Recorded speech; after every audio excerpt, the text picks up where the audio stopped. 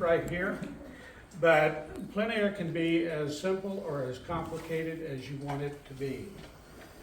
This weekend, my son-in-law is in the longboard competition at Pacific City. So I'm gonna go down there on Saturday and I'll do some painting.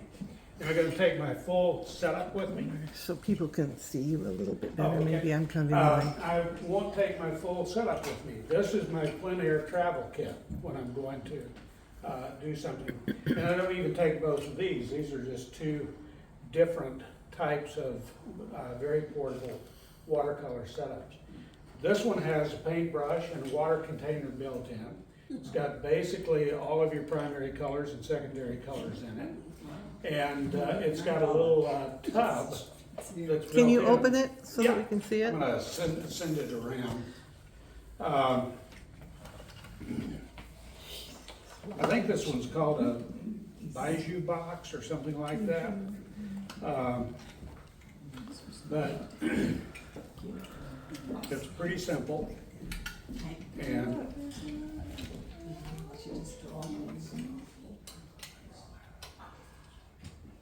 so, and there's a little bitty paintbrush in there, so we'll just pass that one around. You can use it. Yeah, that's not gonna get hurt. This is a different style that you can get from Mary Artist down at McMinnville. I like this one a lot. It has two little watercolor reservoirs, and you can set it on your knee. It'll straddle your knee and give you a real solid surface to paint from. So with that one, that's that, and then I just carry a really heavy-duty, small pad that's got really heavy-weight paper, so that I don't have to worry about taping it down, and just do various sketches and whatnot on site. I was trying something this past Turn the weekend book this way, please. that I really didn't do well with, but it's just I'm trying to do urban painting because I've got this trip to Europe coming up next month, and I thought, okay, this would be a great opportunity to experiment with that. Not a good experiment, but at least I got the experience.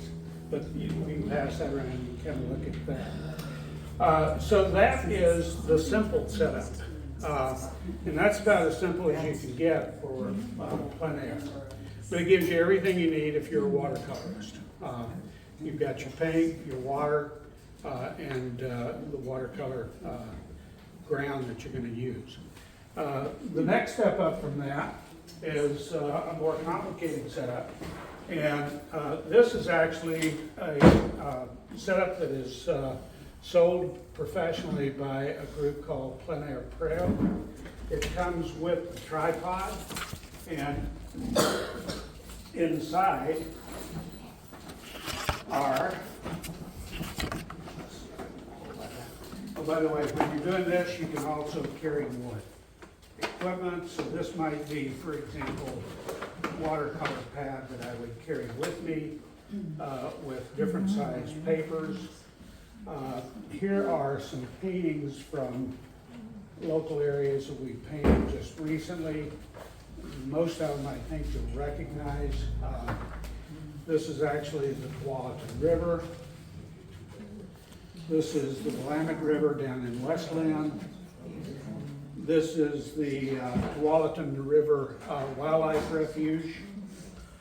And this is the Tualatin River Wildlife Refuge. So we can pass those around, you can see. But those are really simple. They're done on site and they're done just in a couple of hours. So what are you going to need if you're doing plein air painting outdoors at this time of the year? Well, first of all, you need sun protection. The shirt is actually, I wore this one today because it's what I paint in. It's Sun Protection Formula 50.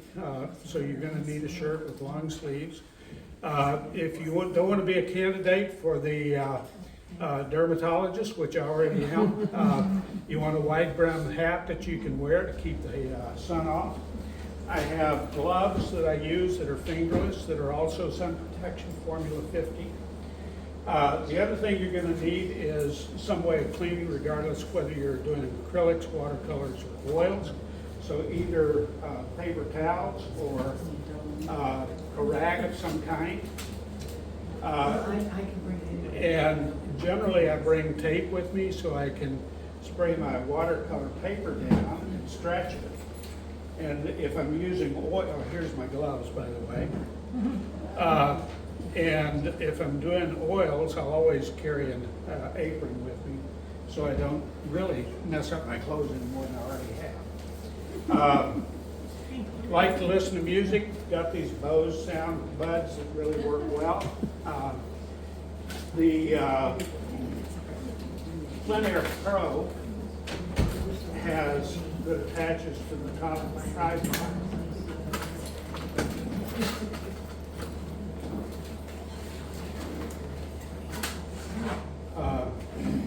Place for you to put your painting.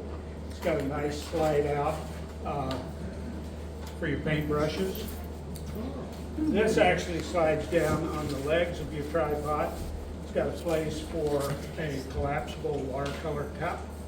And again, it's got places for paint brushes. So you've got all that you need, a place to put your paints while you're painting. I put Velcro on it so that the paints that I use have a Velcro strip on the back. It doesn't come falling off of there. And then what else? Well, occasionally you run into some issues with sunshine. You want to keep the sun off of your work surface.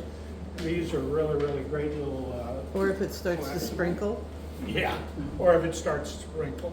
Also, if in the spring of the year, Costco sells a beach type umbrella that's really inexpensive. I think it costs about $20. Provides about an 8-foot space of cover. It's got a sand spike on it, and so I generally carry that one with me if I know I'm going to a place that doesn't have shade. But this one I just attach to my easel, and it does a really great job of keeping the sun off of me and off of my work, so I don't get distortion in color. And then, of course, if you're going to be out there for a long time, you want lunch. That's about it. Any questions? Where did you get the tiny little coloring? Oh, that? Yeah. That actually, if you're familiar with Mary Artist down in McMinnville, if you're not familiar with Mary Artist, I'll put a plug in for them. I buy most of my art material from them. I buy it online. There is probably a way that the Art Guild could get on their list and you'd get a 10% discount with them. But this is just one of the types of travel easels that they or It's called a pallets. travel. Yeah. I think it's called a painter's palette. Yeah, portable painter it's called. Yeah. Yeah.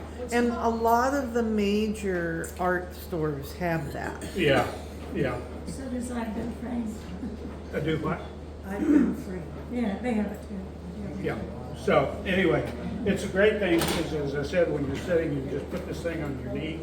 It gives you a really stable platform to use. And it's got plenty of wells for you to do your paint mixing. So again, you're painting small, you're using small paper, and it gives you everything you need. Okay? Any other questions? Okay, well, if